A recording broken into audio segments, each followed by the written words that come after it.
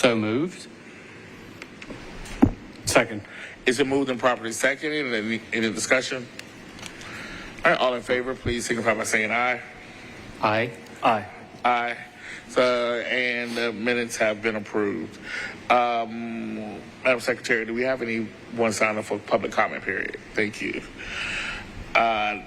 Moving on from public comment period, we're going to move into our campus partner updates.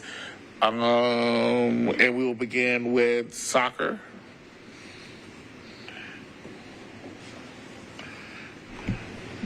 Good morning, everyone. It's good to be back. Since our last meeting, NSC and Geodis Park have hosted 6 MLS regular season matches and the quarterfinals of the U.S. Open Cup. Boys in Gold will return to Geodis Park on August 2nd. We'll host an international friendly versus English Premier League team, Aston Villa, 4 p.m. August 2nd, and then return to Geodis Park on August 23rd for MLS regular season play versus Orlando. We'll potentially host the semifinals of the U.S. Open Cup match in the middle of September. That'll be based on a matchup coming between Philadelphia and New York Red Bulls. In other events at Geodis Park, we hosted the 3 FIFA Club World Cup matches back in June. Also in June, we hosted the U.S. men's national team send-off match versus Switzerland. Upcoming, the stadium will host the Dash at the Castle 5K. That'll be on August 16th. And then the Mexican men's national team and the Korea Republic will play in an international friendly at Geodis Park on September 9th. The team is doing great, sitting in second place in the Eastern Conference as well as second place in all of MLS. So it's been fun to see the fans continue to have a great experience at the stadium, fill out this campus, and be a part of the community. So pending any questions, that's NSC's update. Thanks for the update. Normal thing I always like to ask our partners, is there anything infrastructure-wise or anything with the overall management of the campus that we can help you with? I know you guys work with Laura every day, but anything we can help you with? No, like you said, working with Laura, we've got some great things working on right now, so we're doing great. Appreciate it.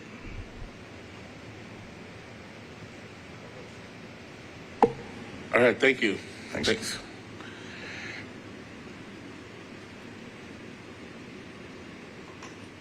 Next, we'll move into Dirk. Yes.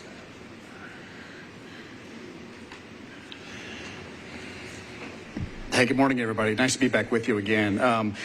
So quick update on the mixed use. Thanks so much for those of you who were able to come to our ribbon cutting and celebration for 445 Park Commons and Fair Plaza last Wednesday.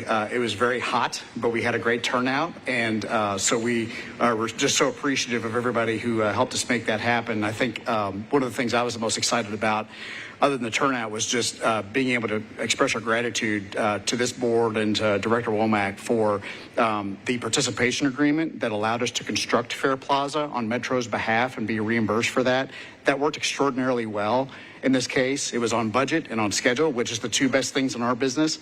And we hope that we can deploy that same structure and framework on blocks A and B as we continue our work across the campus. So a lot of gratitude for how successful that was, and you all helped make us make that happen. The building is getting really full at this point with residences. We're 85% occupied, which is terrific. So we still have a few affordable units left. If anybody knows anybody, we'd love to engage with them and show them the housing opportunities that we still have in that building as we prepare for the next one. And so right now we're just really laser focused on getting the retail space filled up in that building. Barista Parlor has been open for a number of months, but Scout's Barbershop is opening on Thursday this week if they can get their use and occupancy certificate from Metro. So anybody who needs a haircut, it's right there. I'm going to go every 3 days to help them with their business, get it incubated. So it's going to be really great. And then we believe that Voodoo Brewery on the end cap is going to have their permit this week, and they'll be starting construction next week. So we expect that will be several months underway, but that'll be exciting to welcome you all to that venue when it's available. In other news, we continue to be in pre-development on Block A, which is directly across the street from the supporters entrance across Benton, and that is actively in the pre-development phase right now. The drawings will be done later this year. And if the capital markets cooperate, we would love to have an early 2026 groundbreaking on that and invite you all to that event. So we're just focused on what's next, but appreciate the support of this board and a successful event that we had last week. So thanks so much. All right, thank you, Dirk. Any questions? Yes. Same thing. I mean, you gave us a great roadmap. Anything you're looking for from a cooperation or infrastructure standpoint from this board right now? I know you work with Laura. Anything that you want to say on that? Really, Commissioner, same answer. We will have some specific logistical work to do on the next development phase because obviously blocks A and B, their peripheries aren't improved. There's kind of half an alley and Rains doesn't go all the way to the top. And so as we get more details on what that collaboration might look like with another further participation agreement, the exact same structure that we had last time, we'll engage with Laura and this group to let them know exactly what's going on and what would be helpful for the project to be able to move forward with that critical infrastructure. So thanks for asking.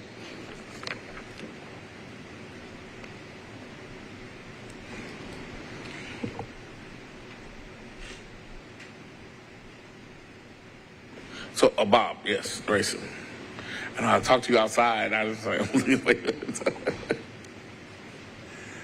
Thank you. Obviously, we've had a lot of rain this year, so that's probably our number one story, that we've had rainouts, makeups, and things like that to keep the fans and obviously the teams of race cars that we have investment, and we only give them limited times to race anyway. So when we get rained out, I guess fortunately the last 3 years has not had very many. So we've had to deal with it all this year, and that's probably our biggest story. The good news is the last race we had was very successful, a good crowd, a great race, a lot of race cars. So we feel like, I guess you remember yesterday is the last thing you remember. So we feel like we're in a good position now. Our next race is August 9th with kind of a back-to-school family night, we call it. So we'll be working with some of the partners to try to get some local people to come out to family night. So that's about it right now. And, again, we're looking forward to the rest of the summer. Any questions? Same question. Anything looking forward, coordination, infrastructure-wise, we can help you with? Yeah, no, I appreciate that, but I think everything's going well. Again, we work with Laura and the whole staff really well on main thing is just upkeep of the facility and things like that break down in normal maintenance, and that's been going really well, and then all the planning for the future events. Okay, thank you. All right, thank you. Next, we'll have our capital project updates. And Ed, see there.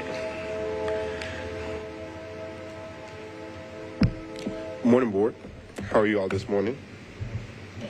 You all should have in your packets a financial dashboard for the projects that are happening out on site. Hopefully each of you had a chance to review those. I will start by highlighting the Fairgrounds improvement projects. Typically the sheet is in blue if you have it in color. I will say that my typical caveat will be given that a lot of the figures that I'll be presenting to you this morning are in arrears, and so they typically reflect about 45 to 60 days in arrears as we've had a chance to go through the invoice review and payment process.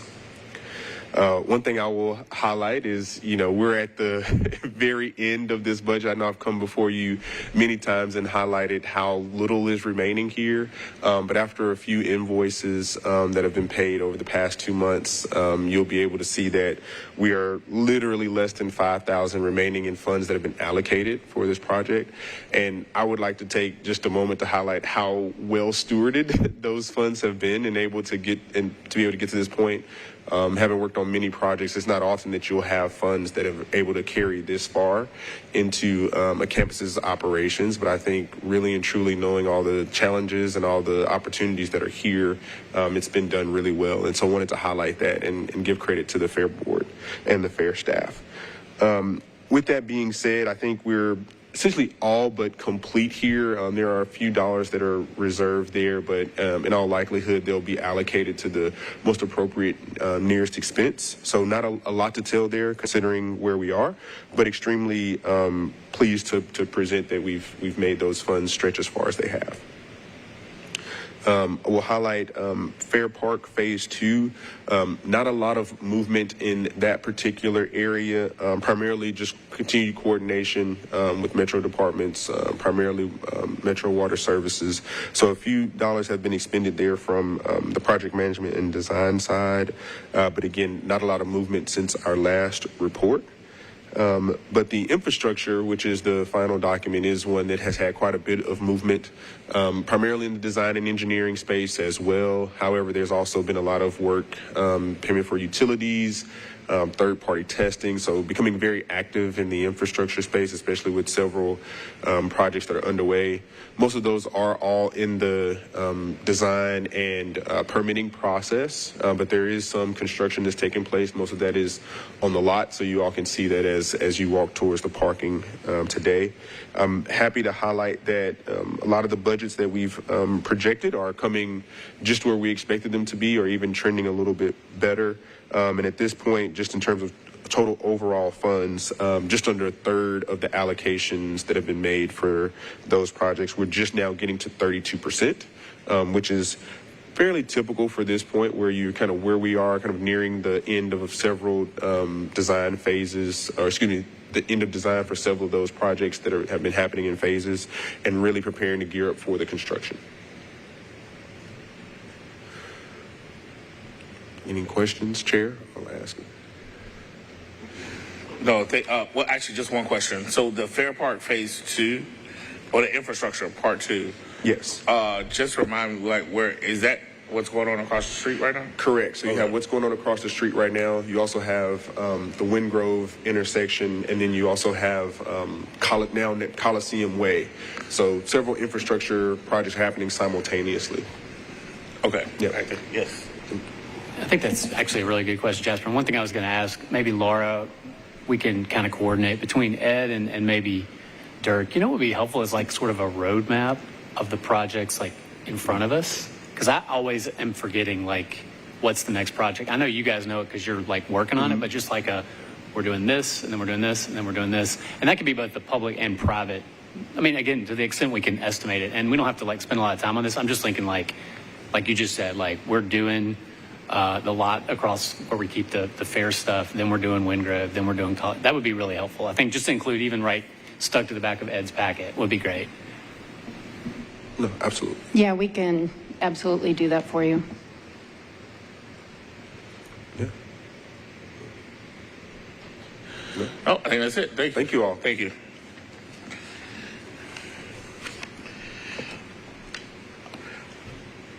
And next, I think no, we're still on time. We're still good on time.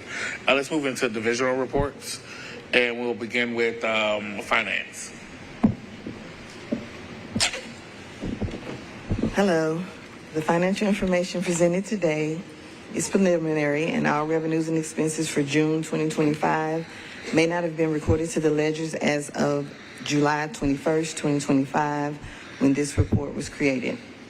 The Metro Charter mandates that certain activities be conducted on the property of the fairgrounds, which includes divisional fair, expo center events, flea markets, and auto racing. As of June 2025, we have earned approximately $3.6 million.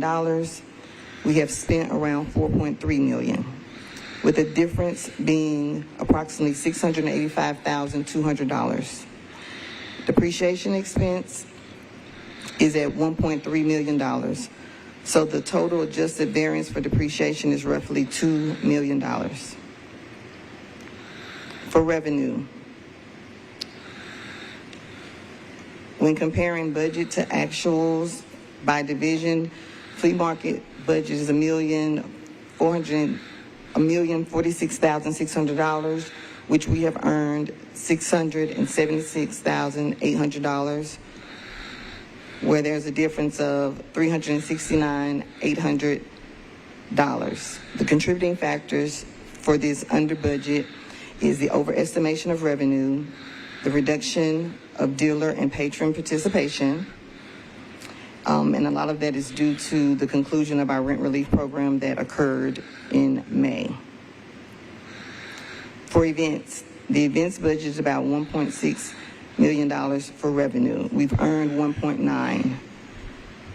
So we have earned we've earned about $260,000 over what we estimated. The contributing factor to that is because we had additional events throughout the fiscal year that we were able to book. Some of the events that we had already had on the books generated more revenue, and we were able to secure a new concessionaire. For division of the fair, the revenue budget is $636,000, which we've earned $592,100. The difference there is about $44,000 under budget. The contributing factor there is we had 3 days of rain during the fair. Contracts revenue is $302,200, which we've earned $309,000. So we're over budget in our earning of about $8,000. For other, we collected $140,000.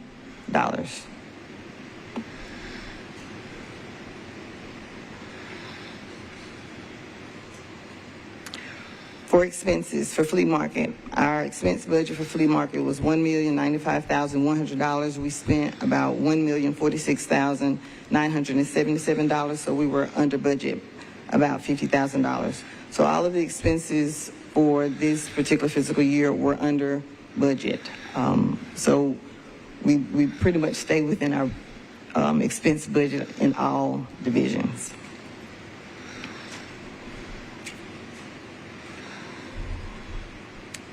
For the gain and loss section, flea market, there's a difference of $370,200, which we've discussed why we have a difference there. Events, the difference here is a $700,000, $900 surplus there. We've earned more than we spent for that particular division. For the fair, we have a difference of $1,068,100, which we had projected that would be the case. And for contracts, there's a difference of about $90,800 when it comes to gains and losses.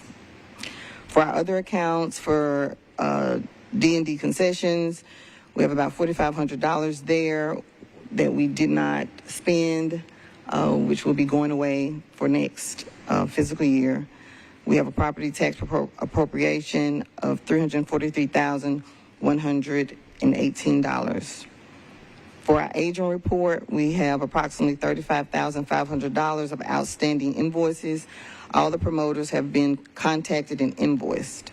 So overall, the investment that we need to cover is about $685,200 to fulfill our Metro Charter mandate of hosting the fair, producing flea markets, and continuing auto racing, and also having expo center events. So we intend to fund that variance with our fund balance. Any questions?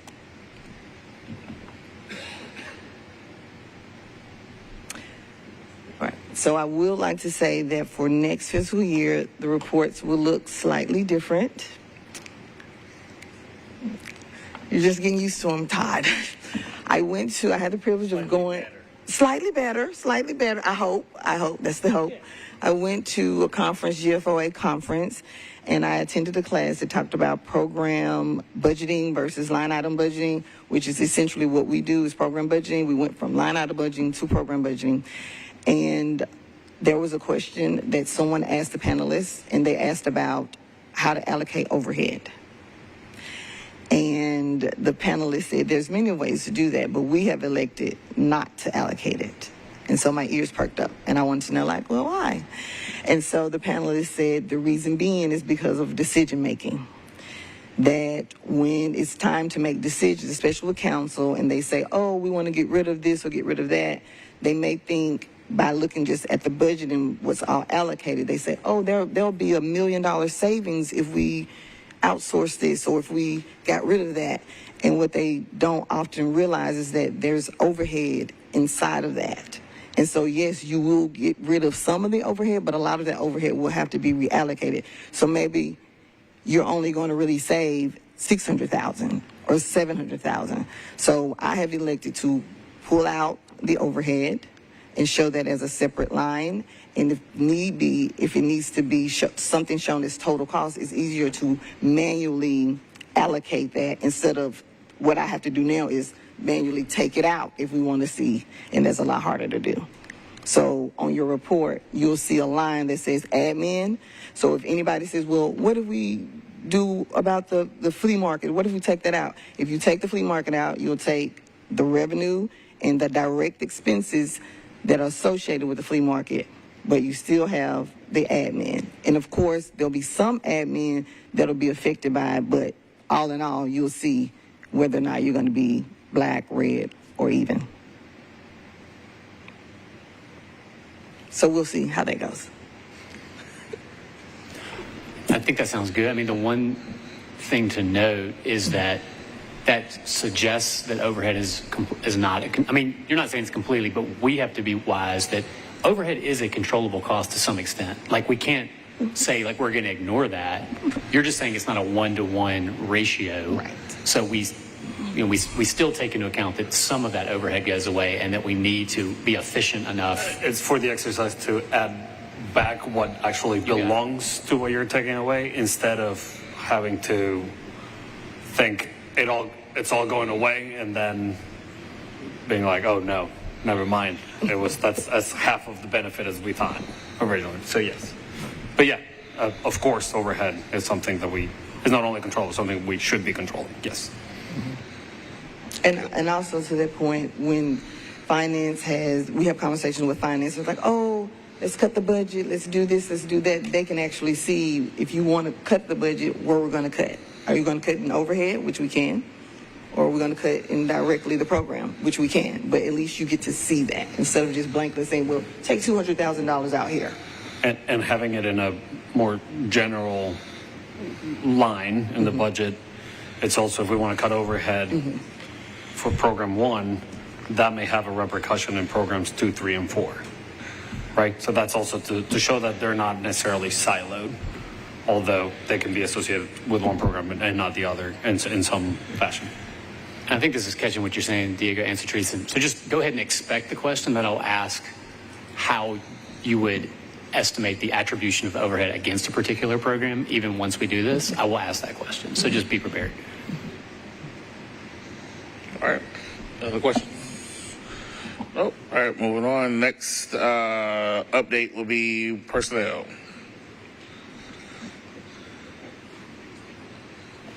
Yeah. So we're the personnel subcommittee. We're meeting in August, I believe, is the update. And so that's where we are on that. I think at August, if you could bring, Laura, if you don't mind bringing to that meeting the procedures we agreed to when we met last year, and we can just re-ratify those. So if you can just bring those to the meeting, but otherwise we have no other update. Okay. Event services. We're switching things up a little bit. Yep. Good morning. Just giving you all a quick update. The past month, we closed out the fiscal year with a couple strong events, including a Nashville Comic-Con, Music City Fit, and a brand new Tattoo Expo. So I had a really strong closeout to our fiscal year. I'm looking forward to continuing that to next year. July 1st was the beginning of our fee study increase, phase 2. That was the fee study we completed in 2023. So we are seeing a 4% increase to our building fees and a CPI adjustment as well, 2.6%. So we will see some of the effects of that here in the coming fiscal year. I also want to introduce our new event services manager, Darren Howard. Darren joins us from the Municipal Auditorium. He was there for about 6 years, so he's familiar with Metro, lots of experience there, and looking forward to having him. Any other questions? Yes. I only have one observation on the event calendar. We have the Mexico-Korea game on September 8th, and it's on September 9th. We will update that. Yes. It is on that Tuesday, though. It is on Tuesday, Yes. and we have it on Monday here. Yep. Nothing to do with them going to the game, but Yes. Just wanted to ask Laura, and I was going to ask her Mr. Teresa's great report, which was wonderful, by the way, how you guys are feeling about the sort of rollout of the fee, the change in the fee structure. Do you feel like it's good? Anything, being a little bit of time out now, anything you'd change or want to do differently? No, I think we've done a really good job at making sure our events were notified. So we sent a reminder notice out to our clients in January, 6 months ahead of the next phase, reminding them of the study, reminding them of the increase 6 months out so that they could budget appropriately. And so there was, we were trying to eliminate the surprise of the increase. Okay. Yeah, nope, that's it. Thank you. Wonderful. Thank you. Next, our executive director's report. Okay, I have just a couple things. First, I want to thank our management team. Closing out the books, which it's still going to be quite the process, so we're not done closing the books for the FY25. But it is a lot of work to do that, making sure that we have invoices received, invoices paid, that we have all the revenue from last year booked at a certain time so that downtown can do, their piece of the closeout. But we get better and better at budgeting, and this administration has given us a little bit more latitude in moving things around within our budgets, both pre-budget and once it has been approved by council. So it allows us to go in and do some true ups and to move money between accounts, especially if something big comes up, like anticipate a big repair or something like that. So our leadership team has been really thoughtful about that process. And I also want to thank our finance team, because it is a lot of work. It is a lot of work to do that. Not only are they closing out the books, but they're populating things for FY26, and they're also changing substantially how we report our financials to you. So it is a lot of work, and I want to thank everybody for their time. I also want to, at the end of my update here, if we could have Scott come up and just give you want to save? Perfect. We're also working with the Mayor's Office of Performance Management to update some of our metrics, and they are updating the method by which we report them and how they are then compiled and communicated publicly. It's still early in the process, but I'll show you those once we get a little bit further down in this new platform, essentially, that they're going to be utilizing. I will mention that we are in the midst of finalizing contracting with NES for our solar array. Our installation is going to be the first of its kind in Metro, so it's taking a little bit of research and legal wrangling, trying to figure out how that all is going to work. Essentially, when we put up our solar array, NES is going to be buying the energy that we produce from the array, and then we'll get that as a revenue stream that will offset our utility costs. So it's really great, but again, first one in Metro, so we got to make sure that the contracts are well understood, and so we've got a lot of people to work with on that. I also want to mention that we did sustain damage in April when we had the flooding.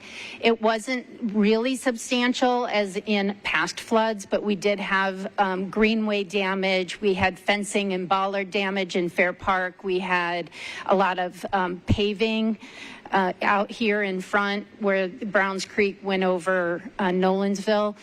Metro has been, there was a FEMA declaration for Davidson County from April 2nd to April 24th. So we should be able to see about 30,000 coming back to us to offset the costs that we incurred repairing all the damage from those floods, and then a little bit of equipment and labor that we expended in responding to the flood on the 3rd. That's it. Cool, thank you. Any questions?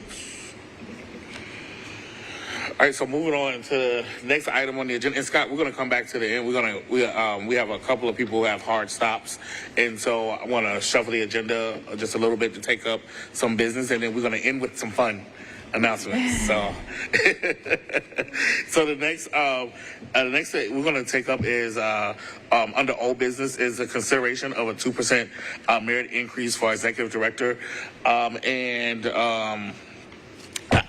each board member here, I actually just feel like I need to explain the process in which we've gone through over the last couple of months, because a lot of things changed, not with us, the Fair Board, but with Metro in general. So back in May, I received an email that said that our director her pay was going to move automatically come July 1. And so my question was this across the board? Like, how did y'all come up with this? Apparently they were doing an 18-month study on salaries and then they decided to tell us right before, after we submitted our budgets, that the numbers were going to change. And so I wanted to make sure that these new numbers were reflected in the budget, so that way we weren't, towards the end of the fiscal year, like trying to figure out, why we missed the money. And then I also wanted to make sure that this raise, was it across the board? Is it just the executive director? Is everyone else seeing this significant increase? Because that could potentially impact our bottom line at the end of it. So I just wanted to make sure that all those things were clarified. And of course, I shouldn't say of course. There were some questions that I had asked that hadn't been thought of. And so we've come through the last couple of months. We've worked on a new job description for the executive director, because the job description that we had, I felt when they said that we looked at other cities and compared job descriptions and titles, they said titles, that the person working in X city had the same title, made this amount of money. And I said, well, do the tasks of the job, are they the same? Because we are an enterprise fund. We're supposed to be generating revenue for the city.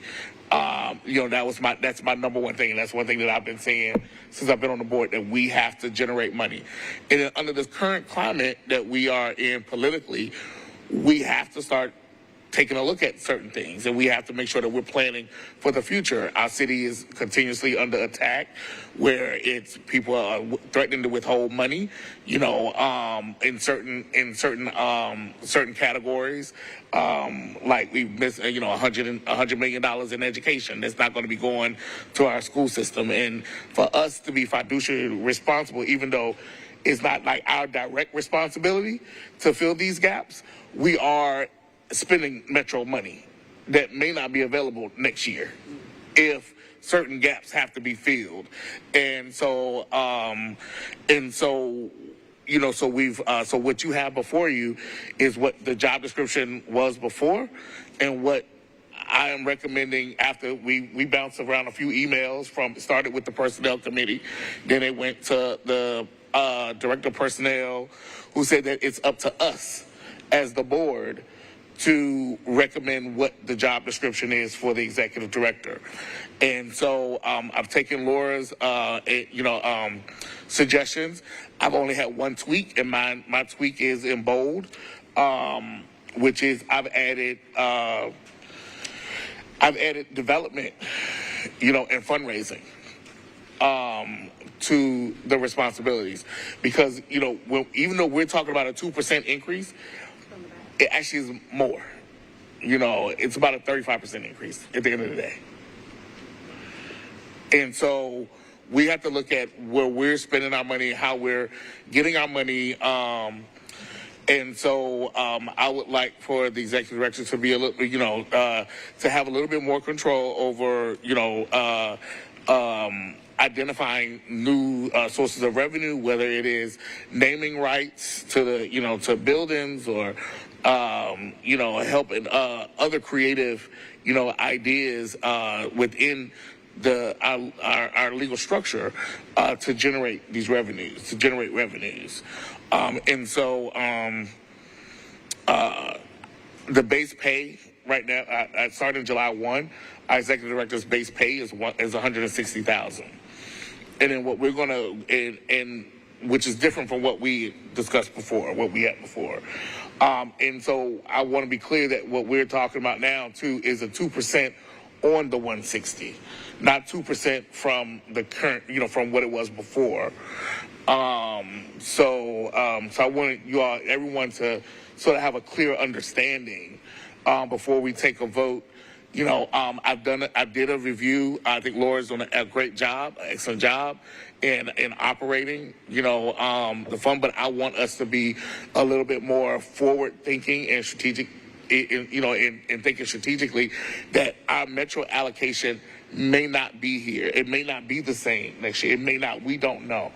There's a lot of unknowns out there right now. And so me personally, I think that if it boiled down to if Metro had to decide between the fairgrounds and education, they would probably fund education. They will probably fund their other, there are people who are not going to be receiving benefits. There's a lot of things that's sort of out there right now. And for us to be good stewards of Metro money, we have to make sure that we're not just breaking even, that we're actually putting money back in, and that, and hopefully one day we will be a self-sufficient agency, and that way we're raising money and we're keeping them just like Municipal Auditorium, just like, some of the convention center, how they have a large part of money, and it took years to get there. But that's what I'm saying. We have to start that process now, and I'm wanting us to start this process now. So, we've had extensive education. I am in favor of the 2% increase. I just wanted to make sure that everyone understood, and that we're being transparent, about this, because it took me by surprise to get the email after we voted on, the budget and all this stuff to say, oh no, there's going to be another, increase of $15,000 to $20,000, there. And then I wanted to be sure, was it, and is this raise equal across the board? Is of all the staff, receiving sort of the same, the same type of raises and not just the 2%, or whatever the Metro put in the budget. Like, we have to think about fair and equity also at the same time, and what's equal, because it's a lot of work that it takes to maintain this facility, and I want to make sure that our budget sort of reflects that, and that we're not missing the ball at the end of the fiscal year and trying to figure out what happened. So.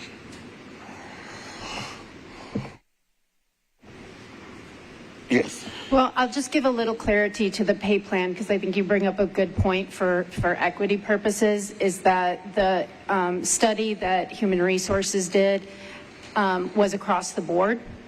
There were some classifications in trades and labor that were completely reclassed, but there wasn't a position within Metro that didn't receive a raise, and actually the lower paid employees were given the highest bump, upwards of 10%. So, and then all of the increases, including the additional 1% across the board increase that the council put back in to the mayor's budget, was all fully funded by Metro once our budget was input into our budget system. So it was everything was completely funded. So at this moment, I would entertain a motion to whatever is the pleasure of the body, but I'm in favor of the 2%. I'll make the motion. I have some questions, but I'll make the motion to discuss. So move 2% raise for the executive director on the baseline that you talked about.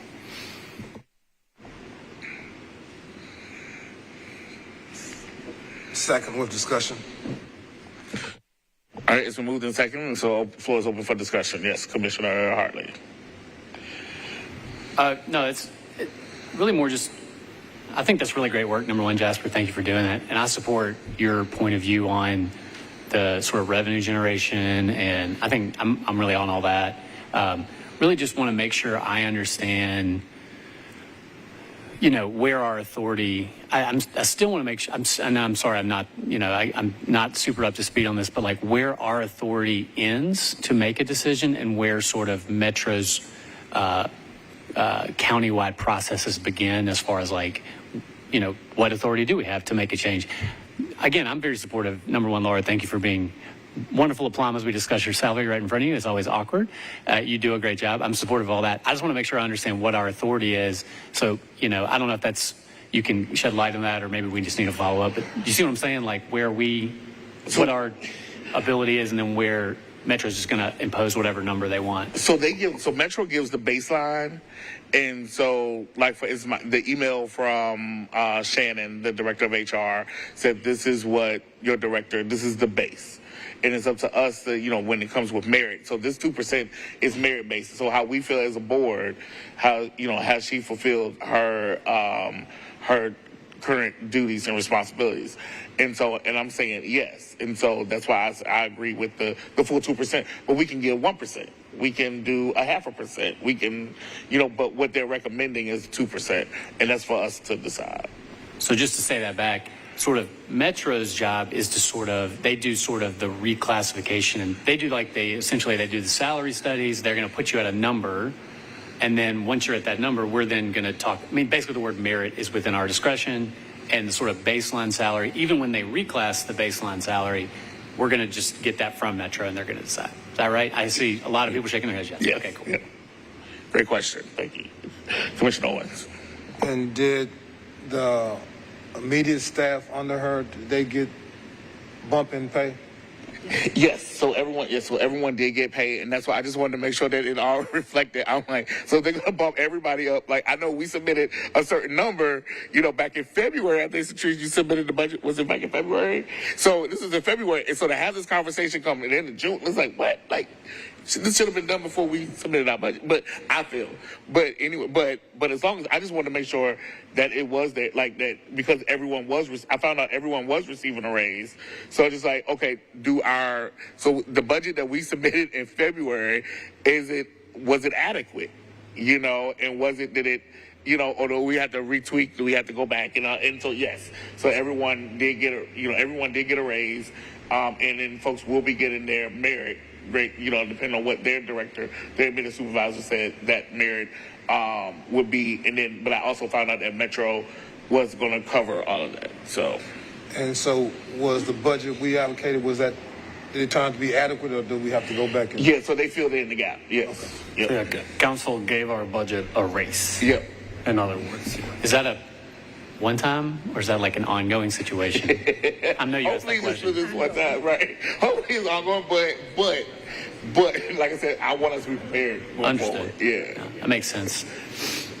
And I guess this is Yeah, there's no way for us to know if council is going or not going to do that, right? So that's why, the mayor sends their budget, right? And then council does with that whatever they do. So we can only send our budget. We tell the mayor's office what our budget is, then mayor sends it to council, and then council, the same way that they gave the budget a raise, they could have cut salaries down. Yeah. And we have nothing to do with that part. Aren't our full-time staff in the financial report we just looked at, as far as that's the overhead we're talking about. So, yeah, they can give us, so I hear you, but you're exactly right. We have to budget conservatively. So we can't, we need to expect that there could be a shortfall, at least, basically it's council saying go up, we'll cover it this year, but now that's sitting in your budget. We may or may not make a decision in the future to cover it.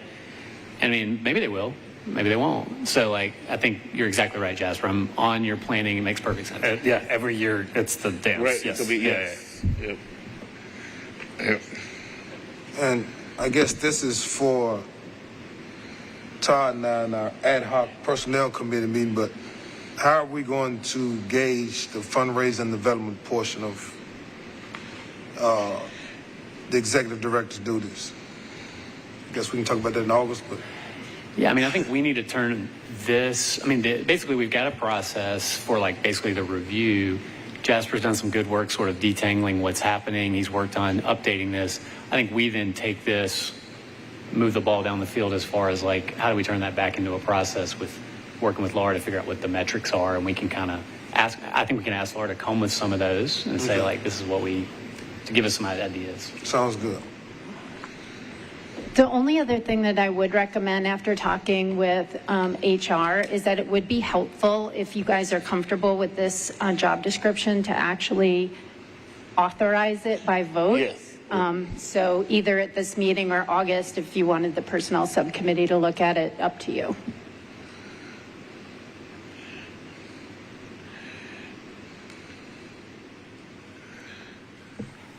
So I'm comfortable with it coming out, out of the personnel subcommittee. Yeah, maybe we can just like kind of put our eyes on it for one meeting and then come back to you guys. Because I think Anthony makes a good point. Like, we want to make sure it's actionable. Yep. Yeah. Totally agree. Yep. All right, any other discussion? Yes. I'm good. All right, call a question. All right, so all in favor of the 2% merit increase for our executive director, please signify by saying aye. Aye. Aye. Aye. And aye. So thank you. Passes unanimously. Thank you, Laura, for your work. And the staff as well. Next, we'll move into new business. So for new business, for the two items, we have 3 contracts before us that were emailed to us a few days ago. What I'm going to ask is that 2 of these have to be recommended to council, to city council from us, and then one of them does not. And so that one is A. So A is a standalone. It's whatever we decide sort of goes. And then B and C on the agenda are recommendations to council. I'm going to suggest that if we can maybe have 2 motions, one to approve item A as a standalone, and then B and C as one motion to go to council.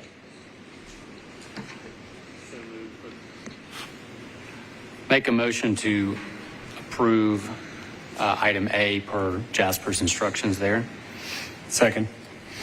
It's been moved and seconded. Any discussion? All right, hearing none. All in favor, please say aye. Aye. Aye. Aye. And aye. So that's unanimous. And then we will now entertain a motion for the remainder. I'm so moved for B and C on the new business agenda here, the 2 contracts that need Metro Council approval. Right. Vote in favor, or motion to approve those. It's been moved that these items go to council. It's recommended by the board. Is there a second? Second, BNC. Yeah.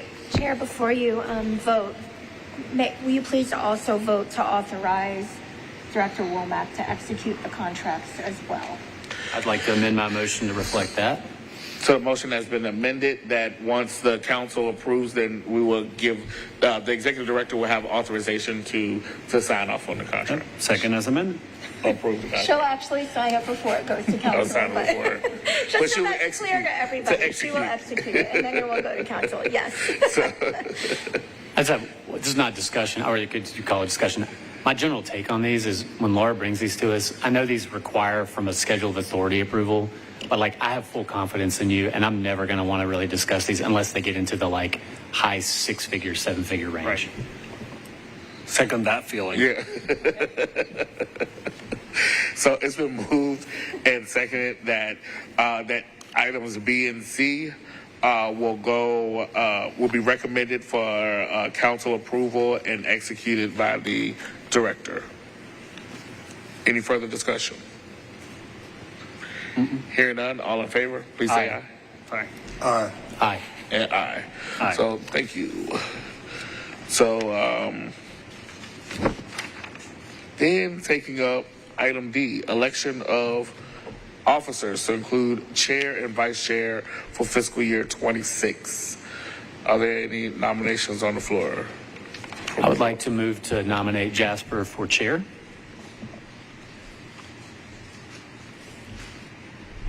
I'd like to move that we stay status quo.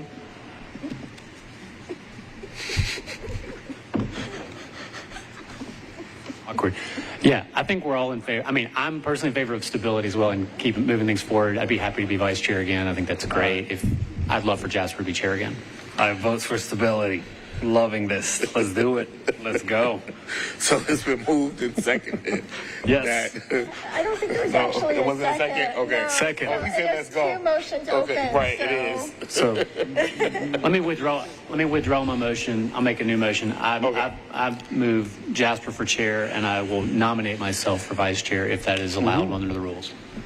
I second that motion. All right, now it's been moved and probably seconded. Any discussion? All in favor of the motion, please signify by saying aye. Aye. Aye. And aye. So thank you all. Thank you. Now. Hey, can I just one point of privilege? Yes. Jasper, you're doing a great job. Just want to tell you that. It's teamwork. It's teamwork. We all. This is all teamwork. So this is great. So Treese has been filling me in, been working with me on the finances. So I've been, so it's been great.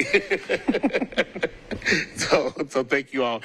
And now we're going to end. We have 7 minutes left because we have a couple of people left. I was trying to get this done. So now we can hear from Scott and the exciting developments from the Nashville Fair. It is fair time in Tennessee. I love this part of the year. The first thing I want to do before I get talking about the fair, Jessica Osborne is one of our new team members. She filled a vacancy we had in our office. She has been involved with the fair well back 20 years plus years with our dairy department. So she brings a wealth of knowledge, a big understanding of what the fair is supposed to be about. So we are just thankful to have her on the team. So I'm really excited for that. First thing, September 5th through the 14th, the fair is here. We got a lot of great things planned for this year. New one, of course, we heard a little bit earlier on Tuesday, September the 9th, we have a soccer match here, which works really well for us on a Tuesday night. So we're excited about that. Also, we're 100% know for sure, hopefully by the end of the week, but we're going to have 2 nights of monster trucks to kick the fair off in the racetrack, Friday and Saturday night. So it's the legends of monster trucks. So we're excited to be able to have something in that grandstand to kick the fair off. Of course, we've got some new exhibits this year at the fair. One, we're excited with the pollinator exhibit. But the biggest thing that we are happy about this year is bringing back field trip days. So we will have, starting this year on that Tuesday morning for 5th graders, we're going to start out just a little slow this year just to test the waters because we haven't had a field trip. This will be our first time as a new fair. So we're excited about that. That'll happen that morning. Be for 5th graders. We're basically going to work with the closest schools to our fairgrounds in the community and give those teachers the opportunity to reserve their spaces. We're going to be limited to probably about 5 or 6 schools. So we definitely want to make sure that they have a great experience. We don't want to have just too many kids and not have a good. We may want to add more days next year, but we definitely want to make sure that everyone has a good experience. Opening ceremonies, of course, September the 5th at Friday night. We will start it off with ice cream social at 6 o'clock over in Expo 1. We'd love to have all of you there and open for questions. Oh, one other thing, just real quick. I'm very excited about this. We are members of the Tennessee Association of Fairs. I'm past president, and I also serve on a committee there for basically funding for fairs. So we were able this year to secure $1.5 million for capital improvements for all agricultural fairs of Tennessee. So those funds will be distributed sometime in January to qualified fairs. We're working on council approval. Laura's definitely drafting some stuff for that so we can accept those funds when the time comes. But we're excited about having that for all county fairs in the state and working very hard to have that reoccurring in the future. So. Yes, and I would just like to add also, Commissioner Owens has agreed to help with our project for the fair. So I spoke with him over the phone, and that project is we're going to plan an HBCU day at the fair. One weekend, Tennessee State University will be playing Alabama A&M, both agricultural institutions. And so we decided, I just reached out to both of the institutions and said, hey, you know, how about an HBCU day at the fair? And everyone loves it. And so we're going to hopefully be meeting later this week or early part of next week to get that ball rolling to see what exactly that's going to look like. So thank you, Scott, for entertaining my crazy idea. Hey, we're open to ideas and anything that partners that you can bring to the fair. We definitely want to work with. Yes. Just want to add, what a great way to end this meeting. That's a wonderful update, both the HBCU Day, which I think is a really, really great idea. It's got all 4 of the ones in Nashville involved. That'd be awesome. And then also, like, I just really appreciate both soccer as well as all the work you're doing to, like, eventize the fair. I mean, you guys really work together. And, like, I'm glad that we've got that direction. I know you had that as an idea, and I'm really glad to see that going. Monster trucks are super cool. Yeah, we're going to be the fair to talk about, you know. So, yeah. So thank you, Scott, for all of your work. All right. Thank you. Thank you. So, are there any other announcements, questions, concerns, anything? All right. Motion to adjourn. So moved. It's a move that we adjourn. Do we need a second? All right. So it's moved and seconded. All in favor, please say aye. Aye. Aye. So thank you all for being here today for today's Fair Board meeting. Thanks. Have a great day.